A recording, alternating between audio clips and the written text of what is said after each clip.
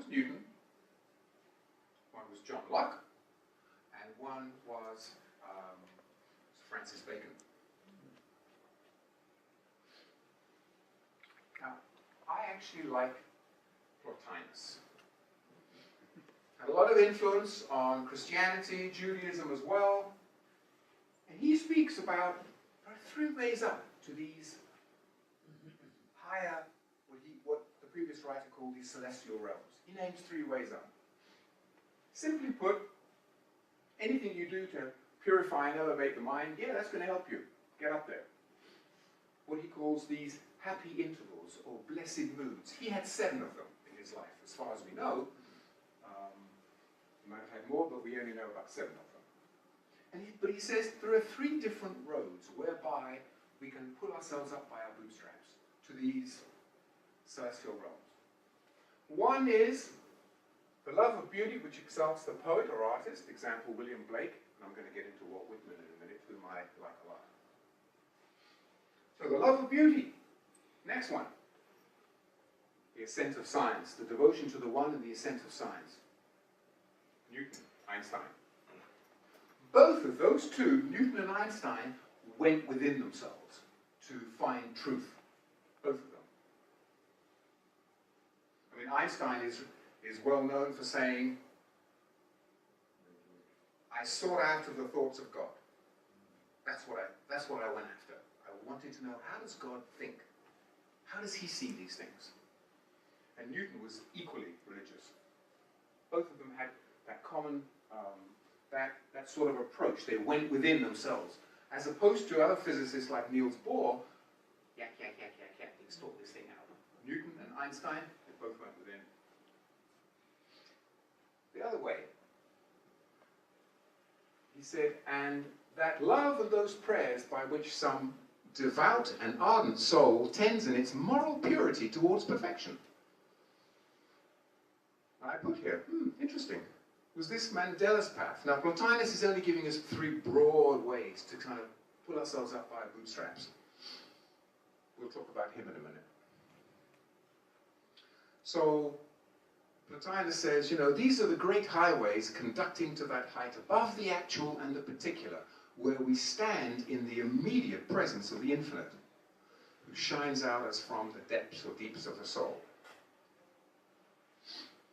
Well, writers like Michael Gelb here get very practical. Things to help us: be curious, pretty obvious, ask questions, seek, listen for an answer. I think if I remember correctly, he says, you've got 2 ears and 1 mouth, so listen more than you talk. Which I don't. Test knowledge against experience, which Da Vinci was really good at, obviously. Refine the senses. Look more, listen harder. Put up with tension or ambiguity. Think and reason as well as, I wonder what would happen if it worked like that.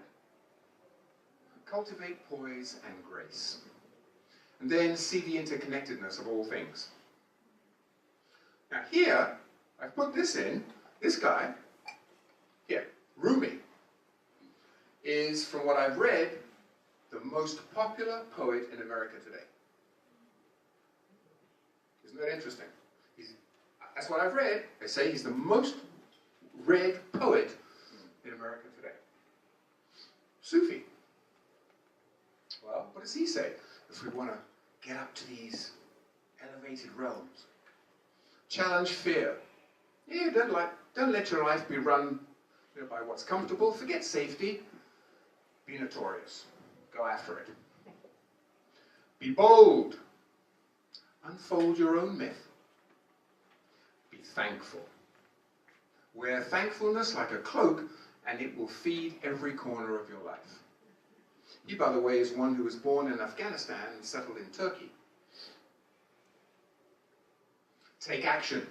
I like that. Take action. Why should I stay at the bottom of a well when a strong rope is in my hand? Well, I guess it depends on who's at the top of the well. Who knows? Have faith. As you start to walk out on the way appears. embrace setbacks. If you're irritated by every rub, well, how are you going to be polished like a diamond? Look inside. Now, this one strikes me as quite profound. Your task is not to seek for love, but merely to seek and find all the barriers within yourself that you've built against it. I like that. It's meaningful for me. You know, because we don't hear that too much in Western culture. Your task is not to seek for love, which is generally what our society does, I think, but merely to seek and find all the barriers within yourself that you build against it. Look at the next one. I think this is quite profound too. The wound. Most of us get wounded somehow. I mean, I grew up in a family where, you know, on the outside everything was hunky-dory. My mother was an opera singer, my dad played the clarinet, but the bills were never paid on time. You know, they lived above their means. And I grew up really having a fear of never having enough money. And I had to face this. Don't be concerned with what others think of you. That's a good one.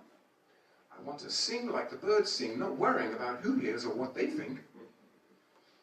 Do what you love. Let yourself be drawn by the stronger pull of that which you truly love.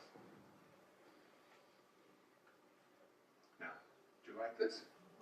Does this sort of indicate why we think maybe he is, so we hear, the most popular poet in America today? Well, we go to some Western ones. Wordsworth. I put this in because, and I put in white these words, that serene and blessed mood. I mean, look, here he's saying, and it still exists, right? Tinton Abbey, the ruins, in which the burden of the mystery, in which the heavy and the weary weight of all this unintelligible world is lightened.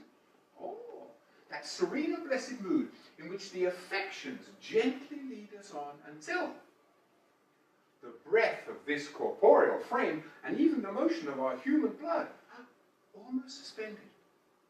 We are laid asleep in body to become a living soul. While with an eye made quiet by the power of harmony. And we're going to get into a little bit of physics with this. The power of harmony and the deep power of joy we see into the life of things. His experience, Wordsworth, to me it's almost like he's getting close to some experience, which by the way I am convinced Walt Whitman had in death. More from Wordsworth. A presence that disturbs me with the joy of, I'm not going to bitch and moan all day. I'm doing really good. Oh, wait a minute. I'm going to be the best I can. Wow, that's hard. But I'm going to be the best I can. And I'm going to watch my thinking. I'm not going to say, oh, this is going to be a crummy day. I'm going to say, I think this will be a good day. I'm going to think it like that. A presence that disturbs me with the joy of elevated thought, a sense, wow, sublime, of something far more deeply interfused. And while you're reading that, who likes Andrea Bocelli? I love Andrea Bocelli, of course. Most of us do, I think. And I can remember when I first heard him, and then in Montreal, and I remember we were sitting down and I was watching TV. And here is this man, blind, and I remember closing my eyes, listening to him because I love classical music. And I thought, wow, you know, there's something coming through on his musical voice wave, and his sound waves coming from him, that is more than music, it is elevating. And I thought, wow, I'm being raised up a little bit here. And I think Wordsworth understood this quite well.